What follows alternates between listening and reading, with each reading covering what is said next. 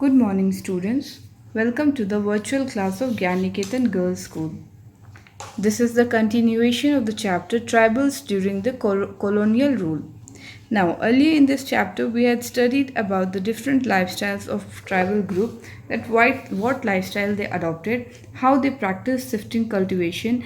They were hunters, gatherers, while some herded animals, and afterwards, sometimes they started to settle at a place.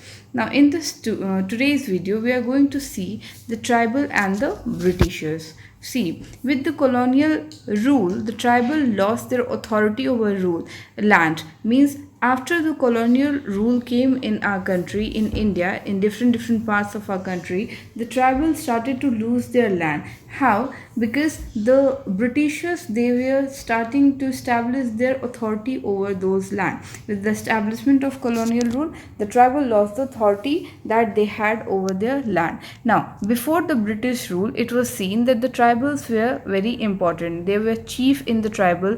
They had control and power over each and everything, over the land, over the forest products.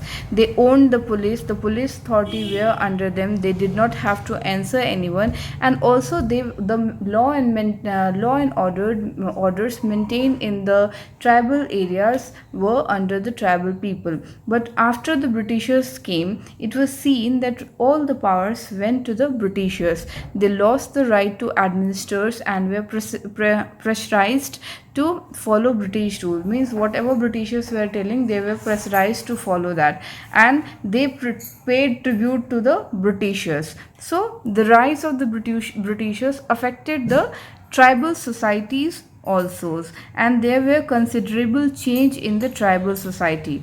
Okay, now they paid, as I said, they paid the tribute to the British and disciplined the tribal groups on behalf of the colonial rule.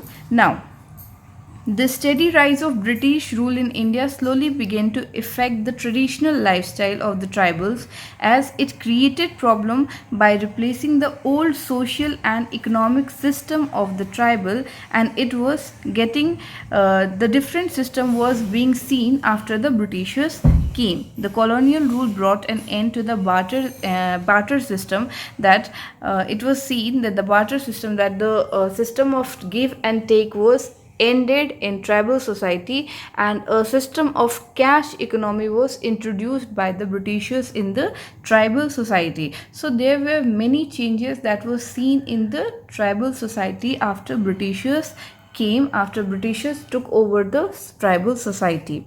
Then they were also seen that with the coming of merchants, middlemen, and money lenders, known as Diku, which means they were the alien or the outsider. They were the one who came from the outside and settled there. They initiated commercialization of production to serve their own interests. They were only interested in their own profit, so they initiated commercialization, and they were just interested in cultivating the commercial crops like, or cash crops like poppy, jute, indigo, and they were the tribal people were, the tribal peasants were forcibly, they were asked to cultivate these products. They forcibly, in order to cultivate cash crops like poppy, jute, indigo, they forcibly acquired large area of agricultural land that were from the tribal. So the landless tribals, now it was seen that the landless tribal now had to work as laborers in their own land. The land over which they thought they considered themselves as the owner of the land, though they didn't have to answer anyone. Now on that land they were working as a laborer. Not only working as a laborer, but also they were paid very less while worker. And often if since they were paid less, they had to turn to the money lenders to borrow money, which which the loan were given to them at a very high rate of interest by the money lenders. And in course of time, the condition of the tribal became very miserable and pathetic. It was seen that they were facing a lot of problem due to the Britishers that came and occupied the area. Now the Britishers were very uncomfortable tribal groups who were moving from one place to other place, who moved from one place to another place and they didn't settle, who were into the shifting cultivation. They wanted the tribal group to settle down and become cultivators, means permanent cultivator, not to shift from one place to another place and cultivate in different lands, because this would enable, as they wanted them to shift at a particular place, because it would enable them to administer the area, the state, very properly. It will enable them to administer them easily and to secure a large revenue for the land. So land settlements were introduced and revenue demands fixed for the state. Land settlements like permanent settlement, Rayatwari and Mehalwari were introduced, and it was introduced in different tribal land. So some peasants were called landowners while the other peasants were known as tenants. The peasants who had large